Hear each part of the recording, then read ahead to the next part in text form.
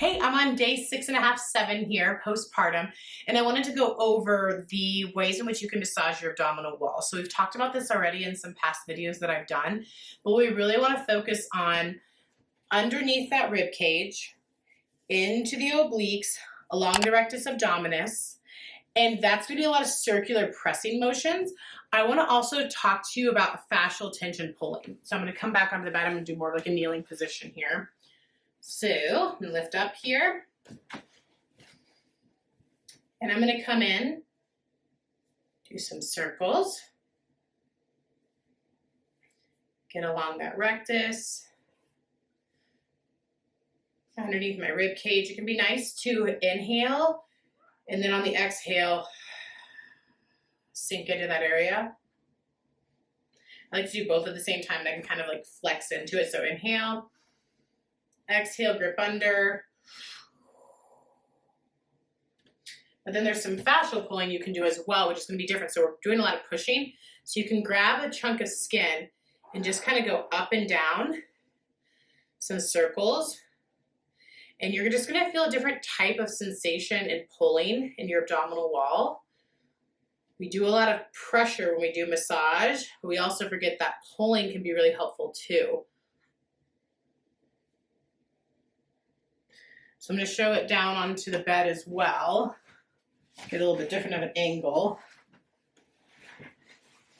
So, like I showed, we can do some massaging, some circular motions, up, down motions. There's not really any wrong. Sometimes I'll grip my obliques like this, and then drop to the side, rib cage.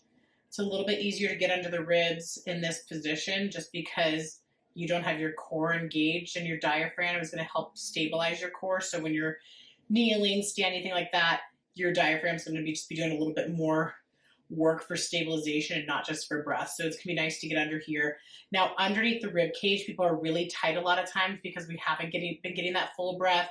A lot of times the diaphragm was working really hard during labor and birth with that deep breathing and helping to get baby out, that it can be really tender, and then we slouch onto that, so we're rounded over our diaphragm, so it just doesn't really get its full expansion, and it can be really sore in this area. So I really encourage checking up under the rib cage. So that's for more of that massaging, getting into those muscles. But then I also into that fascial pull. So it feels weird. It can feel kind of insulting to like feel all your loose skin. And for most people, that'll gradually just start decreasing and going down more and more. Just it takes 9 months to stretch out the skin and everything. We're just going to have a little bit extra of that. So we're going to go and find an area. And I like to pull a tug up, do some circles, go back and forth, find another chunk of area. I like to get into the area right by my rib cage and move along that region as well. So that's more of a fascial pull and tug. And again, you're just going to feel some different sensations when you do that.